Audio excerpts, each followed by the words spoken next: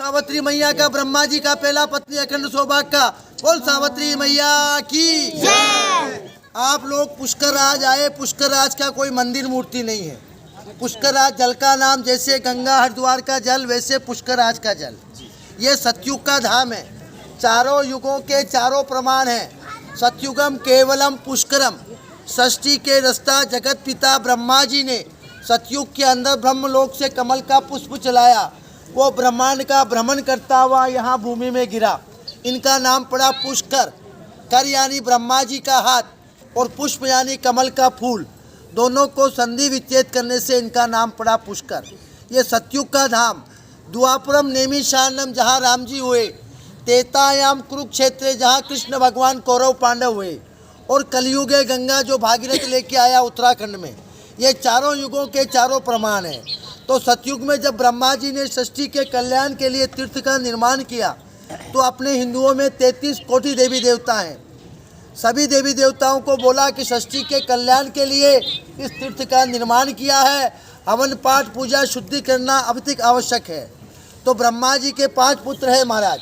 सबसे बड़े पुत्र हैं नारद मुनि। आप लोगों ने नाम सुना होगा जी। उनको बड़ा आनंद आता है झगड़ा कराने में जी। उनने देखा सृष्टि में सबको लड़ते झगड़ते देखा, माता पिता में कभी झगड़ा नहीं देखा। तो ब्रह्मा जी ने पुत्र को बोला कि जाओ अपनी माता को लेके आओ, यज्ञ का समय मुहूर्त निकल रहा है। तो नारद जी ने देखा आज पूरा ब्रह्मांड है, माता पिता में झगड़ा कराएंगे। जाके कहने लगे कि पिताजी तो षष्ठी के पिता हैं और आप षष्ठी की माता हैं। आप ऐसे जाओगे शोभायमान नहीं पाओगे। थोड़ा श्रृंगार करिएगा, गाजे बाजे के साथ जाइएगा, पूरा ब्रह्मांड आपको देखेगा। तो माताजी ने देखा पुत्र सही कह रहा। उधर आके कहने लगे कि माताजी को तो समय लगेगा, फिर जनानियों को श्रृंगार में समय लगता है। तो ब्रह्मा जी को चिंता लगी। ब्रह्मा जी के मंदिर आप लोग जाएंगे तो ब्रह्मा जी के 2 द्वारपाल हैं। इंद्र भगवान जो वर्षा देने वाले, कुबेर भगवान जो खजाने के मालिक हैं। तो इंद्र भगवान को बोला कि जैसे भी हो यज्ञ का व्यवस्था करो। तब इंद्र भगवान हमारे यहाँ मृत्यु लोक में आते हैं। हमारे पास में गांव पड़ता है नांद गांव। वहाँ गुजर लोग होते हैं जो मवेशी रखते हैं, दूध दही का व्यापार करते हैं। लड़की लेके जा रही थी तो इंद्र भगवान लेके पहुँचे।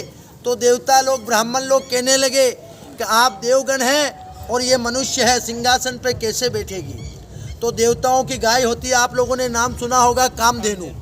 कामधेनु का मतलब सर्व कामनाओं की पूर्ति करना। मंत्रों द्वारा उस लड़की को कुशा बनाया, जिसको हम लोग डाब बोलते हैं। डाब बना के 3 दबे खिला के पीठ में से निकाला। उनका नाम रखा वेद माता गायत्री।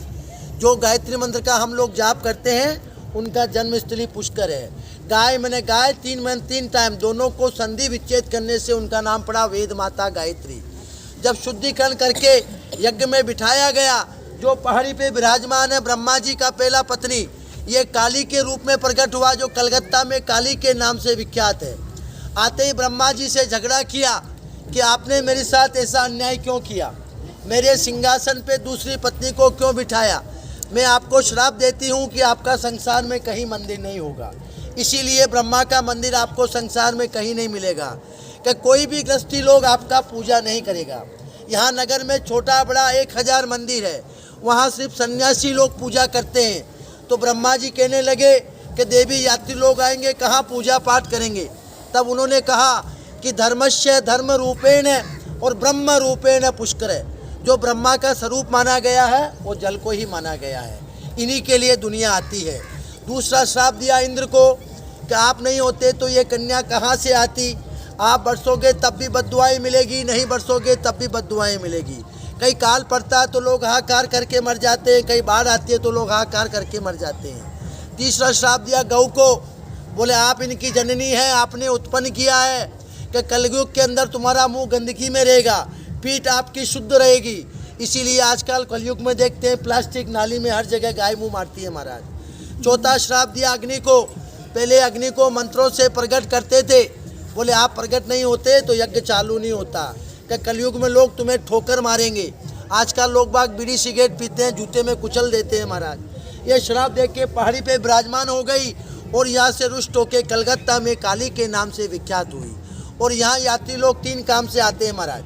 पहला काम जो राजी खुशी घूमने फिरने दर्शन यात्रा के लिए आता है, यहाँ ब्रह्मकुंड पे स्नान करता है। स्नान नहीं करता है तो पंच स्नान करके फूल प्रसाद चढ़ा के अपना परिवार का सुख शांति का मनोकामना मांगता है।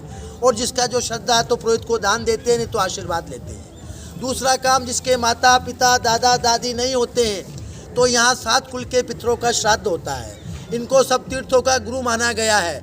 आप 4 धाम यात्रा जाओ और पुष्कर नहीं आओ तो यात्रा का कोई फल नहीं पड़ता है।